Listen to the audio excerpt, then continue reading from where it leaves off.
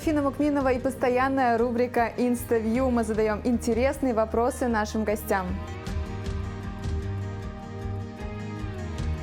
Бисмилля, альхамдулилля, ассаляту вассаляму аля расулилля.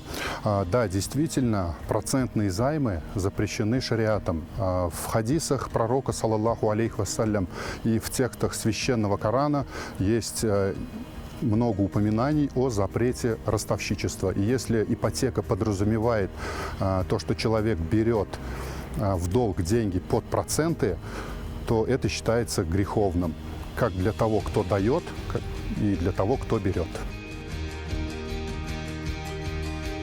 В первую очередь, жилищно-накопительный кооператив, он работает в соответствии с федеральным законом 215 от 30 декабря 2004 года.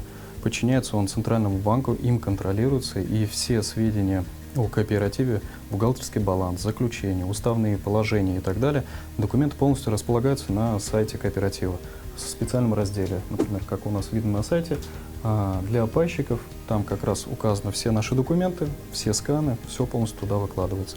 Недобросовестные кооперативы, они, как правило, скрывают данную информацию, а также не указывают, сколько у вас членов кооператива вступило в кооператив, сколько квартир для них приобретено. Проценты здесь не кроются. Здесь наша схема это в том, что квартира выкупается определенными кусочками квадратных метров в течение срока рассрочки до 7 лет. Сделка для клиента, если так можно сказать, глазами клиента, происходит достаточно просто и удобно для самого клиента. Для того, чтобы участвовать в программе рассрочки по канонам шариата, нужно прийти в один из офисов продаж компании «Унистрой» или в один из офисов партнеров компании «Унистрой», выбрать квартиру подходящую. Менеджер здесь с удовольствием покажет вам цены на квадратные метры, подберет планировки необходимые. После этого вы можете съездить на экскурсию в любой из жилых комплексов, посмотреть все это вживую, осмотреть квартиры с ремонтом, шоурумы, посмотреть парки и все достопримечательности, которые там есть. Вот. Как только будет выбрана конкретная квартира, после этого приезжаете уже в офис в ЖНК, жилищные традиции, и подписываете здесь соглашение о бронировании о конкретной квартире. Вот. Также сразу подписывается заявление о вступлении в жилищно-накопительный кооператив. После этого вносится либо 30, либо 50%, в зависимости от выбранной квартиры, первоначальный взнос. Вот. И сделка считается уже совершенной. То есть выкупленные, оплаченные квадратные метры индексации уже с этого момента не подлежат. То есть они фиксируются по стоимости. Все зависит от скорости принятия решения клиента. На самом деле выбрать квартиру, подписать заявление о вступлении, подписать соглашение о бронировании можно очень быстро. Все это можно сделать за 1-2 дня. Там есть нюанс, то что налоговый орган рассматривает регистрацию о вступлении какое-то время, но соглашение о бронировании можно подписать до решения налоговой службы. Квартиру вы получаете сразу после того, как сам дом будет достроен и введен в эксплуатацию.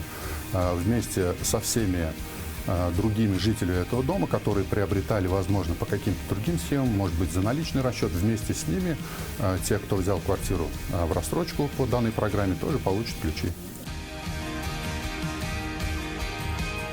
Первое. Выкупленная собственной квартиры считается после полного погашения всех паевых платежей. Вот. Переход полностью права собственности уже регистрируется после того, как мы выдадим ему справку о полном погашении пая.